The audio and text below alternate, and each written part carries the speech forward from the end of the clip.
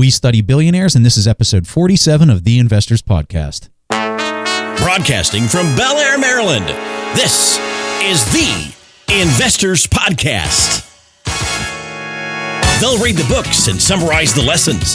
They'll test the waters and tell you when it's cold. They'll give you actionable investing strategies. Your host, Preston Pish and Stig Brodersen. All right, how's everybody doing out there? This is Preston Pish, and I'm your host for The Investors Podcast. And as usual, I'm accompanied by my co-host, Stig Brodersen, out in Denmark. And today we're going to sound a lot better than we usually do because we have a special guest with you, and his name is Hari Ramachandra. Everybody knows Hari from our mastermind group. Hari's always that smart guy that we bring on the show to cover our weaknesses of not knowing what we're actually talking about at times. And Hari comes from bitsbusiness.com, and the book that we're going to be talking about this week is a really, really popular book. And this was one of Hari's favorite books, and so it was a very easy decision to bring him on the show to talk about some of the thoughts that he had on it, along with Stig and I as we read this book.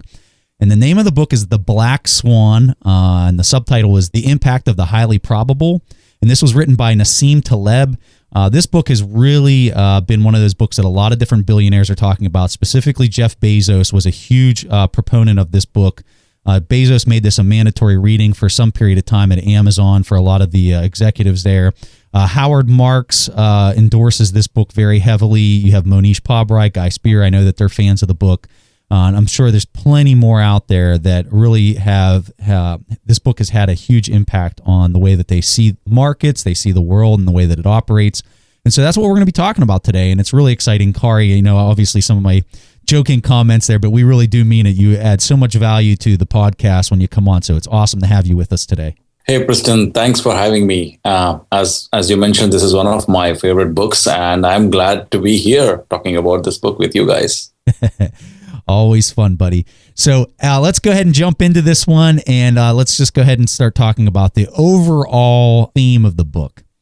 And this is what I took away, and I want you guys to shoot some holes. Maybe I didn't understand it nearly as well as you guys, but the main theme that I took away from this is that the distribution, when you talk about statistics, and that, for anybody who doesn't know Nassim Taleb and kind of what he's great at statistics.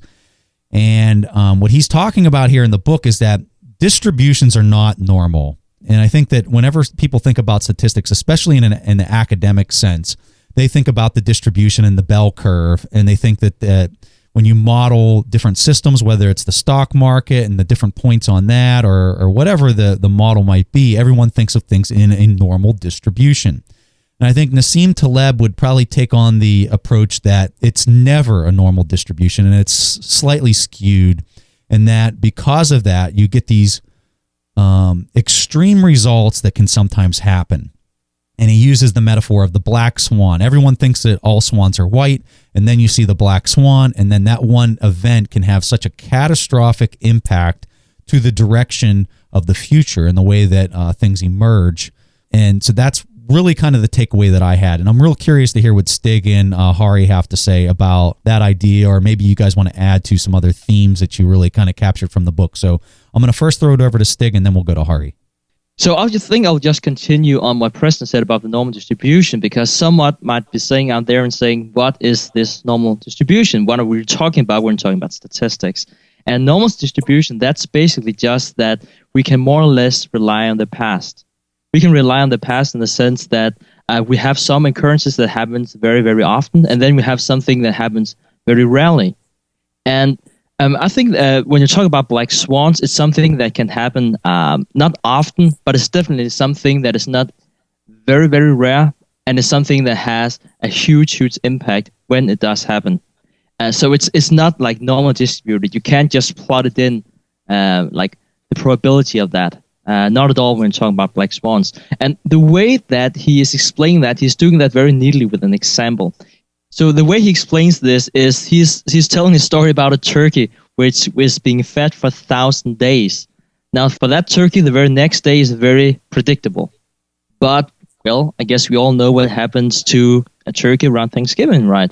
So he's saying, well, black swans, they're kind of relative. It might be more relevant to look at the butcher and talk about what is very common for him and what he can expect the next day. So he's having all these very, very neat examples of you can't really rely on the past. And he's saying best, the past, irrelevant, and the worst, it can be catastrophic. So I guess that was kind of like my main takeaway from that. I don't know about you, Hari. I know that you have read this book multiple times. So I'm really curious to hear what you're saying. I agree with both you and Preston. For me, the main message of this book is that we humans are prone to be overconfident. And as we were discussing before the show, ironically, the tone of the author in the book sounds a bit overconfident. But his message is very clear. And this tendency to be overconfident makes us take on risks that can be very harmful, and also makes us think we can predict and control our future, whereas the world today is a complex system. And as you might have read in the book, he makes it very clear that in a complex system, it's not only difficult to predict future events, but it's almost impossible. And that is the problem of induction. According to Nassim in the book, the problem of induction is how can you know the properties of the infinite unknown based on the properties of the finite unknown, which goes back to what you and Preston were talking about, which is using a Gaussian or a bell curve to predict a complex system, the future events that can happen. So I got a few points of what you're talking about here, Hari. So first, I want to highlight that if you're reading this book, the tone and the style of this book is going to drive you mad. I had a hard time getting through it, to be quite honest with you. I got very frustrated with Taleb's writing style and the irony of the fact that you're talking about being overconfident and then you're reading his writing style. It was pretty much the ultimate irony, I think, that you could ever read in a book. But the content is superb. The content is amazing in this book. And that was the only reason that I kept going, is because the points that he is laying out are very profound. And I think one of the reasons Jeff Bezos has really kind of treated this book with so much respect is because he is hitting on the exact same point that Hari's talking about. He's talking about oversimplification. And this is something else that we learned in the book Influence, which was billionaire Charlie Munger's favorite book, is that people come up with shortcuts. And I think that that's just the inherent human nature, is to come up with shortcuts in order to live your life in a manner that's more predictable and more, I guess, more. You can be more fruitful whenever you live in these predictable patterns. And how you do that is you come up with these shortcuts. You take a few variables, you come up with hey, this is going to be the outcome because this is what happened the last 3 times that this happened to me. And you develop that shortcut of the mind. And that's what Taleb is talking about in the book that's so dangerous, is you have people that are doing this modeling based on a few variables, and they think that the future outcome is going to be more predictable than they actually think, because they don't actually understand all the other outside influences that they have no comprehension for. And that's where the mistake occurs. And that's what he's really getting at. And when you talk about statistics, okay, and going back to this bell curve, so when you look at the bell curve, all the data points are almost all in the middle. And then they slowly go out, and there's very few data points out on the very ends of the potential outcomes or the potential data that's collected. What Taleb's talking about is that almost all data points of whatever system you're collecting on are actually skewed to the left or to the right. And when you do that, let's say that all the data points are pushed to the left side of the bell curve, okay? So your mean is pushed out to the left. Your data points have a long tail out to the right. And what he's saying is when that long tail is pushed out to the opposite side of wherever that might be, the potential for that extreme data point on the far outside limit is extended much further than most people think or could understand. And that's the black swan. That data point that's way out there on the long tail is the thing that has some type of catastrophic change to the fundamental nature of how things work. So Hari, I saw you had something. Yeah, Stig, Preston, you brought up a very good point. In fact, Taleb points out to some of the fallacies or biases that we humans face while making decisions about the future and also how we react to events in the present context. In fact, he lists some of the fallacies that we should avoid to protect ourselves from a black swan. They are the error of confirmation, also known as confirmation bias, which is in the book Influence, as you mentioned, the narrative fallacy, the problem of silent evidence or survivorship bias, and tunneling, which is basically focusing on a specific and ignoring what's happening around you. So these are all some of the biases that we all have inherently, and we can't really escape them. And that's his point. And when we are overconfident, we underestimate the influence of the environment and also our own biology on us. So one of the things that I think is a really important discussion to talk about is understanding the potential for extreme circumstances. And the way that he really describes this in the book, he talks about Mediocristan versus Extremistan. So I think one of the best ways for people to really understand this is he provides this example of talking about you've got to understand the range of your data points, or the potential range of your data points. So he talks about a distribution of people's height.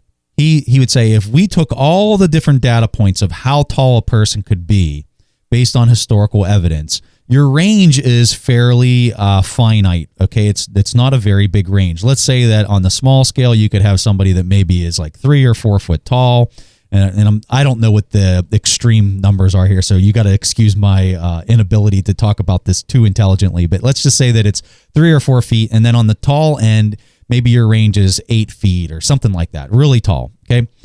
So when you look at that range, and let's say you had 100 people in a room, and you were going to guess what the tallest person versus the shortest person might be, your ability to predict that is probably a little bit better than if it was a more extreme circumstance, which I'm going to talk about next. So let's just say we think that the tallest somebody could be in the room would be maybe 6'6", and then the shortest would be maybe 4.5 feet or something like that. That would be the range that I would probably guess in order to have an 80% chance of guessing correctly of every single person in the room. Now, when he talks about the range of net worth, okay, the range of net worth could be drastically larger because you're talking about, some people don't make any money in a year, and then you could go clear up to somebody like Bill Gates, who has a net worth of, call it $80 billion. So our distribution is so lopsided when you think about if we plotted, let's say we took the world's population and we plotted those on a bell curve, that would be skewed and so lopsided as to the high end versus the low end of that distribution. It's very lopsided. It's not a normal distribution that you'd be thinking about. So that would be the Extremistan of, as you would be sitting and guessing what the probability and those outcomes could be, you could be off by a landslide. If one person in the room had a net worth of, call it $500 million, and you guessed that the upper limit was only, a couple million, because there's so many more people out there with that distribution that could hit that range. So I think what he's really getting at in the book is if you are a stock investor or you're a person that is living in this realm of really understanding what probabilities could potentially occur, you have to have a firm understanding of what is the potential range of the distribution before you start making some calculated risk versus reward decisions without having a firm understanding of what the possibilities could be with respect to the range. And I think it's really important that you mentioned that, Preston, because he really doesn't say that this is the solution, because inherently you can't predict a black swan and the impact will be severe. So what do? It's not like Nassim is saying, okay, you should just do this and then you're prepared. Basically, he's saying you should just be prepared for the worst, because the worst is not very likely to happen, but it can happen, and the impact again can be severe. And so if, for instance, we're talking about stock investing, my takeaway would be to diversify yourself. That would just be the simple consequence of what he's saying when he's saying that you should be prepared. But that's really an overall concept, I guess most people would say. I totally agree. I think it's having a respect for the risks that are actually there, not living in this world where you only consider a couple variables, but you understand the potential for anything to happen. And let me just throw out an example. So we were talking about Amazon, okay, and Jeff Bezos. So everyone values Amazon so highly, and I guarantee you, if something would happen to Jeff Bezos, God forbid anything like that would happen to somebody because of a comment, but let's say something would happen to Jeff Bezos. You would see, and let's say somebody had a significant amount of their savings in Amazon because they think that Amazon is a great company and Bezos is changing the world. But if something would happen to him, the value of that company would just plummet on the markets. It would go wild, okay? And that's a one variable circumstance that could absolutely happen, but people don't think of it in that context if they put a very large, substantial portion of their net worth into that company. Same thing could be said about Berkshire Hathaway, okay? That is a very real potential that I don't think people think about when they take half of their net worth and they put it in a company. One of the reasons why we are overconfident is that we confuse situations from Mediocristan with Extremistan, as Taleb talks about in the book. In fact, in one of the chapters, he has a table that helps us understand how to decipher or how to distinguish a situation and identify whether it is a situation from Mediocristan or whether it's a situation from an Extremistan. And the problem with many of the financial models is they try to apply the tools that are applicable to Mediocristan to an Extremistan situation like the stock market. And the modern portfolio theory, which he viciously goes after in the book, is one such example. Just to get into the technicals of a bell curve, why he hates the bell curve is that, in a bell curve, the average and the median are both assumed to be same. That what it means is there is no dispersion, there is no diversity in the events within a sample. And this makes it really, really hard for us to handle situation from Extremistan, because in a bell curve, there is a dramatic increase in the speed of decline in the odds as you move away from the average or the center. To illustrate that, when you're looking at a bell curve, 68% of all the samples are supposed to lie within the first standard deviation, or they call it sigma, and 95% within the second standard deviation are 2 sigma, and 99.7 within 3 sigma. And in one of the chapters, in fact, he goes through an example where he illustrates very clearly how this is totally wrong. And I highly encourage whoever is reading the book to pay attention to that chapter on bell curve. I absolutely love this point because it really gets back to the normal distribution versus non-normal distribution. And I think Taleb's big gripe with his community, his education community with respect to statistics, is that everyone teaches the normal distribution. Everyone does the math behind the normal distribution. And I think he'd make the argument that the normal distribution is that 1% type environment that actually exists in reality. What he's saying is that almost everything is non-distribution. The magnitude of how skewed of the non-distribution that it is really kind of the crux of what environment you're operating in. And when he brings that up to me, I'm like, that makes sense. That makes perfect sense to me, and he's exactly right. And it is amazing that how much emphasis is spent in the education community on the understanding of the normal distribution. And it's almost like, well, if you got non-standard data, let's not talk about that, or let's push that over there, because that's a really hard calculation. It's not something that we can put any definitive statistical evidence behind. So we're just going to try to maybe change the way we collect the data or whatever so that we get normal distribution. I know that because whenever I got a black belt in Lean Six Sigma, and I mean, it's all about statistics. And it was amazing to me as you do different projects and you look at how you can optimize an organization and you're collecting all this data, how everyone wants to get to normal data. But when you're actually looking at the reality behind things, you've really got to move away from that, and you got to have an appreciation for the Black Swan. And I really like the content of the book. I can't say that enough. If you haven't read this book and you're in financial markets or you're in something that's data heavy, I can see why this book has gotten so much traction despite the atrocious tone in the book. And one really great example that Nassim is bringing to the table is this investment fund called Amaranth. And apparently this fund lost $7 billion of the investors' money. That was basically all the money. And supposedly the fund has been saying that they have employed 12 risk managers. So that was their way of saying to the customers or to the investors, well, you shouldn't be worried because we hired as many as 12 managers to make sure that you won't lose your money.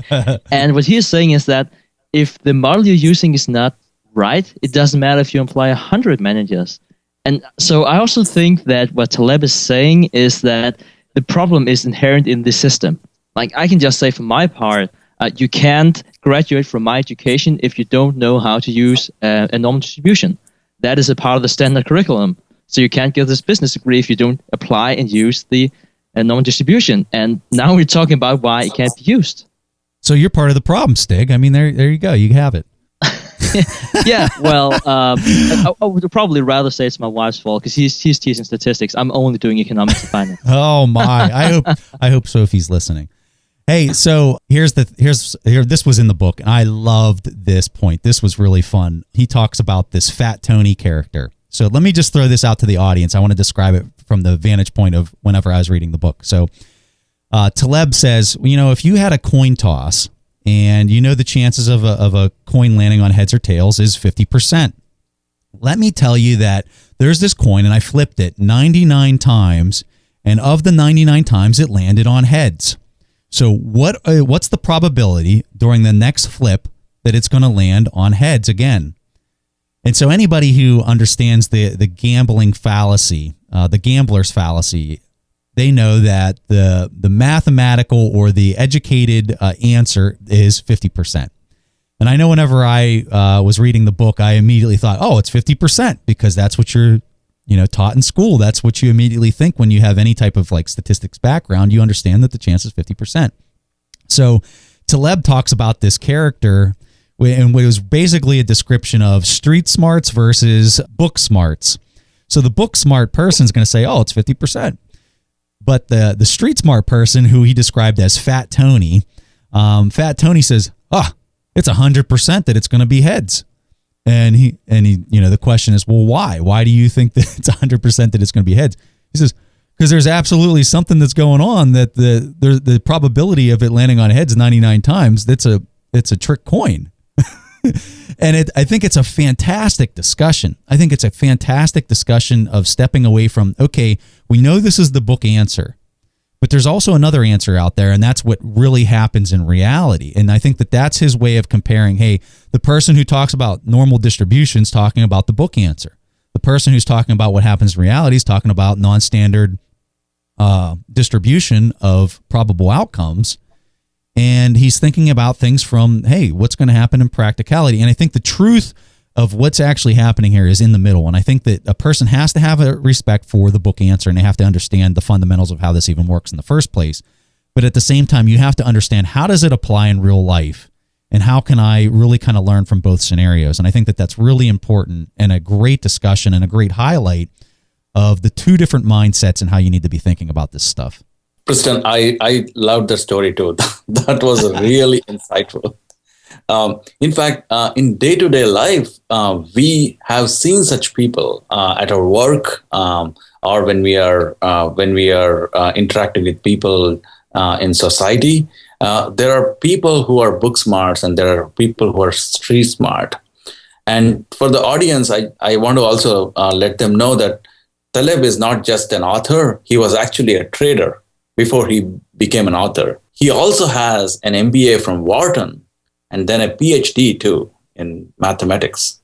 So he's kind of an ultimate combination of both the worlds. And he understands that all these models, financial models that are used by many investing firms break down at certain points when human irrationalities are in the picture.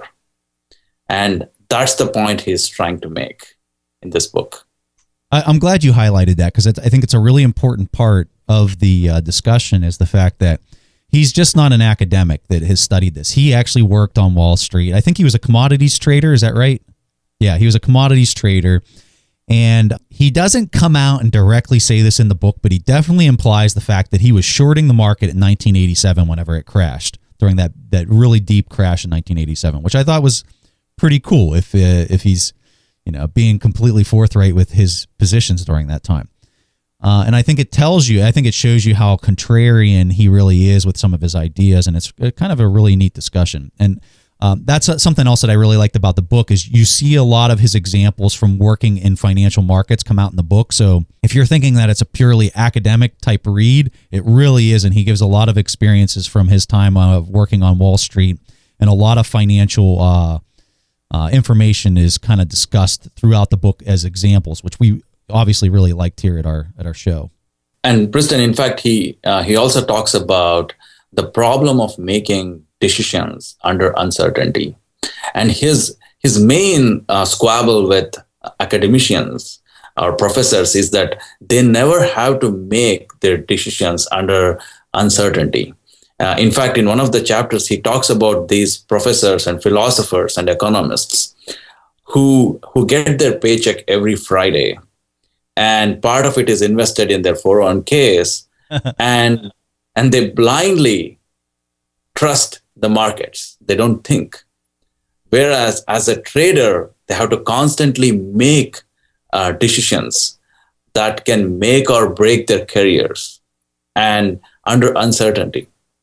And that's where he kind of, has really distilled his thoughts into in this book.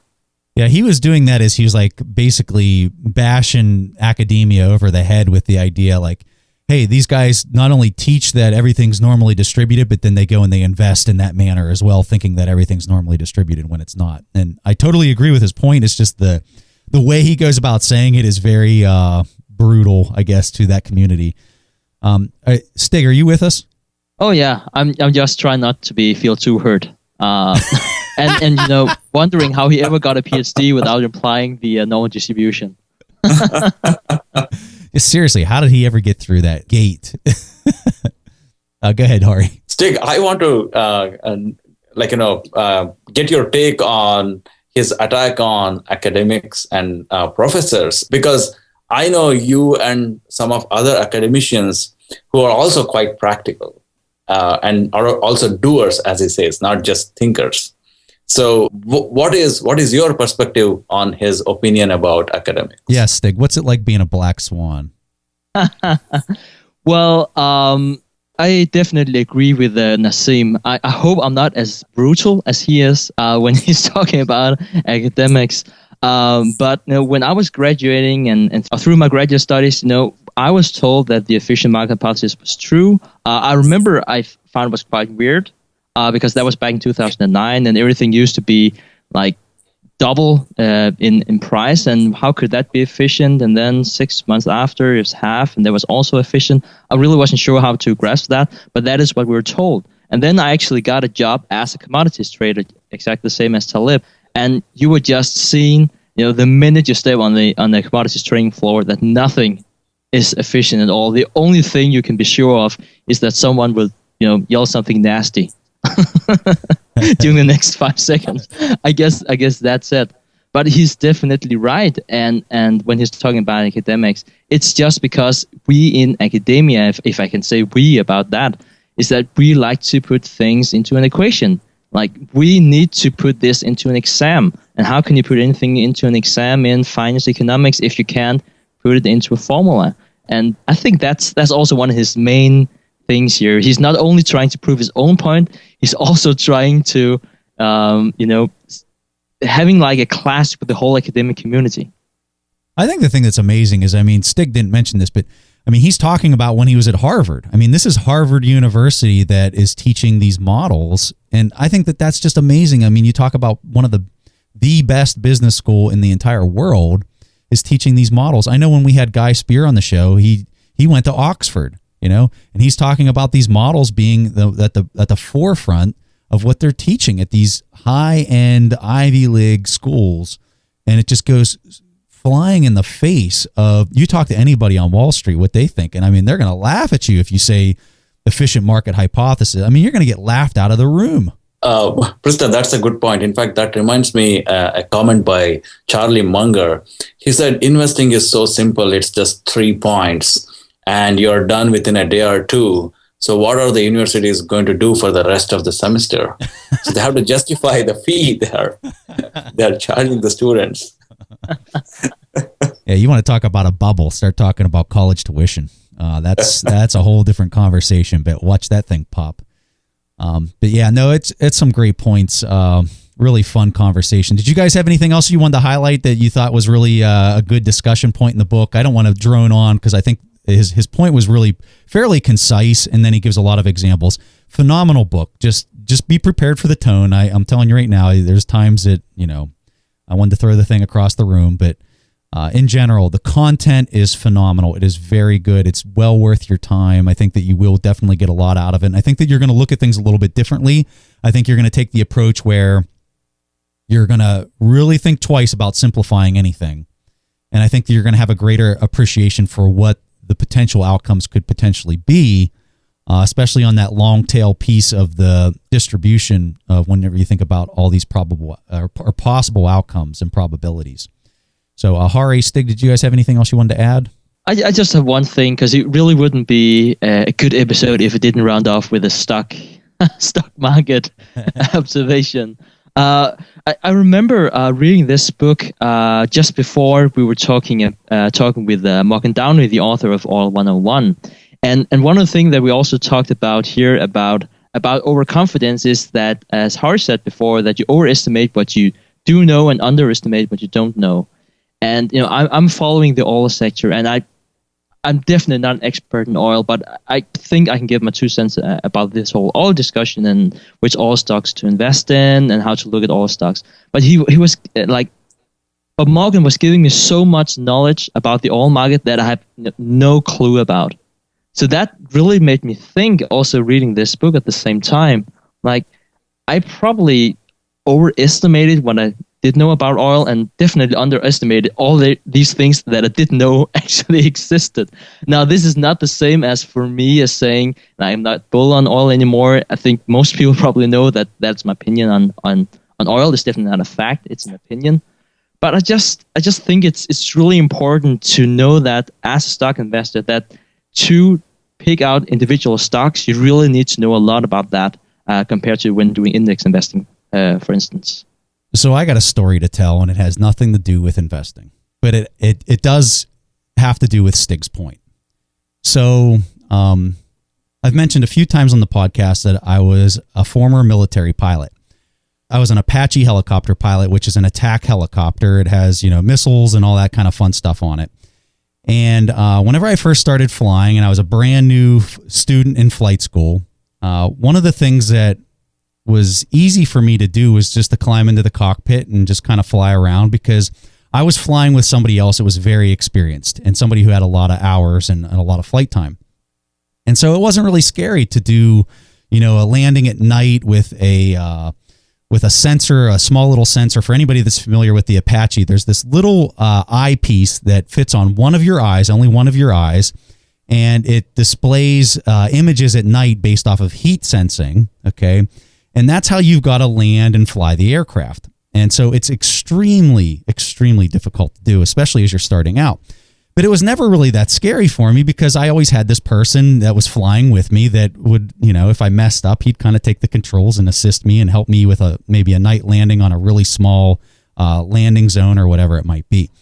Now, what was really crazy is the more that I learned and the better that I became at flying, and I started becoming in charge, and I was the pilot in command and the air mission commander, those landings got really scary all of a sudden. And the reason why is because I was in charge now, and I knew that there was no one there to bail in and save me from the mistakes that I was going to potentially make. And so what seemed to be something that was really simple and just kind of like, yeah, I can do that, and I'd just kind of fly in and do it because I knew somebody was always behind me ready to save my butt. And then whenever I was in charge, it totally flipped and what was amazing is I got more experienced, it got scarier and it got worse. And I think that there's a lot of people in investing that can empathize with this idea of as the more you learn and the more that you now understand commodities, you understand macroeconomics, you understand microeconomics, you understand accounting, you understand all those different variables and how they all fit together. I think you find that the more experience you get and the more that you understand all the variables, you start to realize this is a little scarier and a little bit more difficult than I ever thought whenever I was a beginner and whenever I was first starting out. And so I tell that story to really kind of act as a example for maybe somebody who's entering the market and they get a little bit of experience, or they maybe start understanding. Let's say you just started understanding accounting and you really feel like you understand the income statement, but you don't know all that other stuff. Like you don't know M1, M2, M3 currency, all that kind of stuff. It can be, I guess what I want you to have is that deep appreciation for what's actually happening behind the scenes, and that there are so many more variables to understand. And I'm not saying that to scare you away from investing, but I guess I'm saying it for you to have an appreciation for investing and for what's really happening behind the scenes that you might not actually understand. Preston, that was an amazing story. Thanks for sharing that with us. And in fact, I think if somebody has to take away one thing from this book, that would be that Black Swan is a sucker's problem. And our goal should be to not be that sucker or that turkey that gets killed on the 1,000th day. And as an investor, the more we know, the less confident we should be, because skepticism should be something that be inherent in the process of investing. And through your story, you beautifully illustrated that essence. And I hope we all remember that as we move in our journey towards being a better investor. And so, Hari, I like that, because how do you become the guy or the turkey that's not slaughtered on the 1,001st day? And I would argue, I think the best way to do that, or at least the approach that I'm taking, is, and this is what I took whenever I was flying. Who is the best pilot in our unit? Who's the guy who knows, who has the most hours, who has the most experience, and what is the best advice I can gain from him until I get to that point where I really feel like maybe I have become that guy. And so I think with investing, the best thing I know to do is who are the people that have the highest net worth, and how did they get that net worth? If they got it through actually investing in markets and that's how they acquired it, that's somebody I want to track. That's somebody that I want to really listen to and fully understand, what do they know? How did they know it? What did they read? But if you're the type of person that acquired $1 billion on a whim because you invented something that was really revolutionary, but it wasn't in financial markets, that's somebody I'm not probably going to pay nearly as much attention to. So I think it's twofold. Who's done really well, and does it relate to the topic or the environment that I'm trying to understand? Is that how they acquired that knowledge? That's the people that I think you want to study. And I think if you try to go on those people's coattails and really follow them closely, don't do exactly what they're doing. You need to understand the essence of their knowledge and their understanding. That's what you need to understand. And I think that's how you become the person that avoids that slaughtering on the 1,001st day. I would just add one more thing about following great investors. I would look at who's done really well and for how long, but at the same time, with a bit of caution, because one of the stories that Taleb tells in the book is of the captain of the ship who was in charge of Titanic. And he had no accidents, no incidents in his long career till Titanic. So with that, I think we all should kind of, follow great investors, but at the same time, know that everybody is human. There can be mistakes. Yeah, I think that's a really good point, Hari. And I think the key is to understand the underlying thing about this. So why has Warren Buffett been successful in stock investing? And really understanding what's the idea behind value investing. I think that's really key, because you're also talking about the duration of that success. I have no clue about the whole thing about Titanic. The only thing I remember in the end was that Leonardo died, and I was very sad. But From what I remember, it was a new ship, and it was probably the first time he was sailing with that type of ship. I mean, that might be the element that is the reason why he sank. I don't know if it was a new route or whatever happened, but I think we just really need to understand what is the underlying event that can happen, and why don't we think that this strategy will or won't succeed? I'll tell you one thing, that Leonardo DiCaprio, he's a hell of an actor. And I say, if you don't know my personality, I'm extremely sarcastic, so I did not mean that. Okay.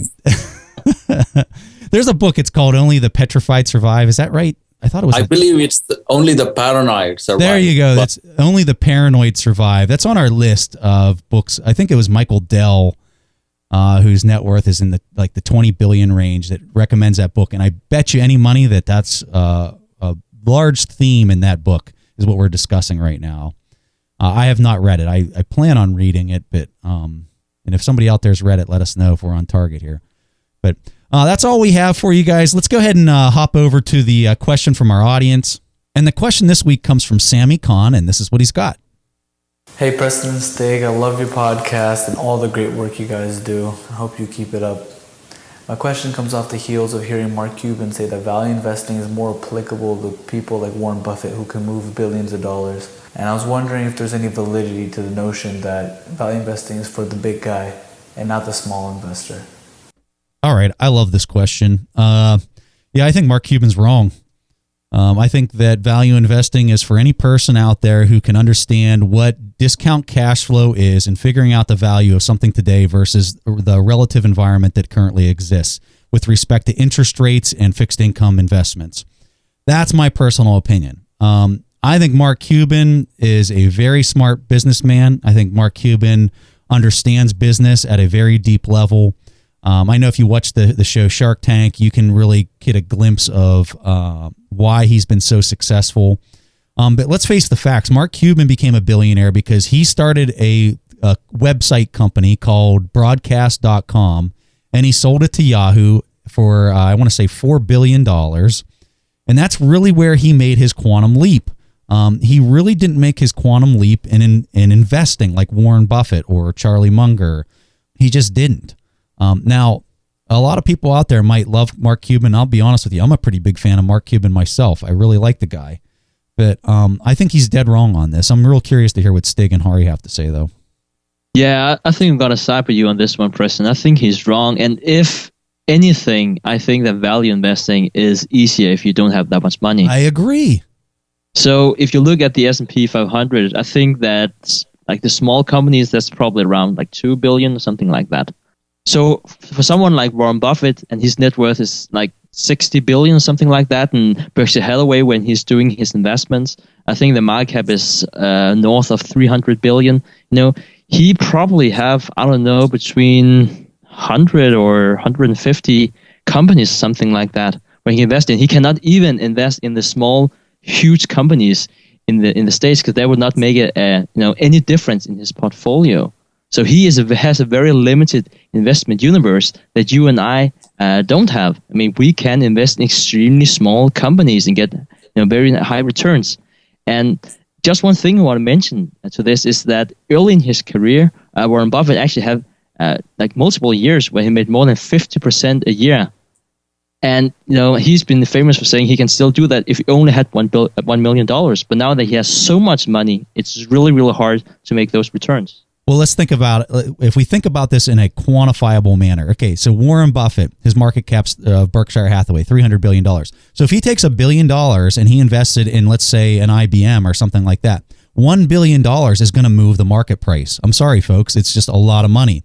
And when you look at the volume of trade that's conducted on a daily basis, he's going to just overwhelm that thing. And when you have an oversupply of buying and an undersupply of selling, it moves the market price higher. That's just the fact, okay? So the problem that he has is when you talk about $1 billion on a company that has a market cap of $300 billion, guess what? That's 0.3%, okay? That's 0.3%. That's nothing.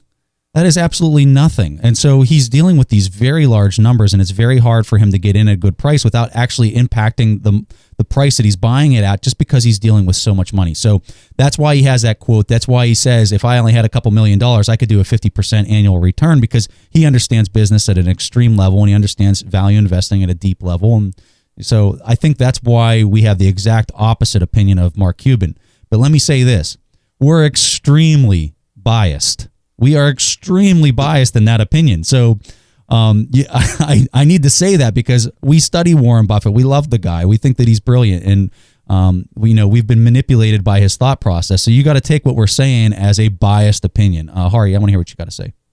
Preston, I believe value investing is all about your mindset. And I can sympathize with the question, because living in Silicon Valley, you see a lot of people lucking out by either joining a startup or their startup going IPO or being bought over by other companies. It's kind of a get rich quick expectation that kind of builds into our mindset when we see such things happening. But coming back to our topic today, we have to remember those are black swans. Whereas value investing is a reliable way to make money and get wealthy, but it is definitely not a way to get wealthy quick. And if we understand the difference, then we can choose which path we want to go. All right. So Sammy, we love this question. This was a really fun one to pick apart. And I really challenge people out there to just not take our advice for being right or wrong here. I think you really need to form your own opinion. And I promise you, Mark Cuban has that opinion for a reason. And I think, if you dug into it and you tried to understand why he has that opinion, I think you'd probably add better context to our, obviously biased value investing approach. So I challenge people to go do that and kind of form your own opinion. But that's kind of the way we like to answer the question. So, Sammy, thank you so much for submitting that. We're going to send you a free signed copy of our book, The Warren Buffett Accounting Book. And for anybody else out there, if you want to ask your question and get it played on the show like Sammy, go to asktheinvestors.com and you can record your question there. So we really want to thank Hari for coming on the show. He has a great website. It's called bitsbusiness.com. You can go there, and Hari writes a blog that is just phenomenal. So I really encourage people to go do that. And we just really appreciate everything that everyone's doing out there for you. If you're enjoying the show, go to iTunes and leave us a review, because that helps us out tremendously with getting more listeners. And we just really appreciate that. I want people to really know that we truly appreciate that. And one last thing. So every single book that we read, that we do a discussion on with the podcast, we type up an executive summary of that book. So if you go to our website and you sign up on our mailing list, you will get a free executive summary that Stig and I type up for this book. So for the Black Swan, we're going to send that executive summary out to everybody on our mailing list. The summary is usually about 5 pages, and it summarizes the book chapter by chapter. So if you want to get that for free, go ahead and sign up on our list. We do not send marketing spam. We do not send advertisements. We only send out these book summaries. So don't worry about that. And if you don't like it, you can always unsubscribe. So we just love interacting with our audience, and we thank you so much for listening to the show. So that's all we have, and we'll see you guys next week. Thanks for listening to The Investors Podcast. To listen to more shows or access to the tools discussed on the show, be sure to visit www.theinvestorspodcast.com. Submit your questions or request a guest appearance to The Investors Podcast by going to www.asktheinvestors.com. If your question is answered during the show, you will receive a free autographed copy of the Warren Buffett Accounting Book. This podcast is for entertainment purposes only. This material is copyrighted by the TIP Network and must have written approval before commercial application.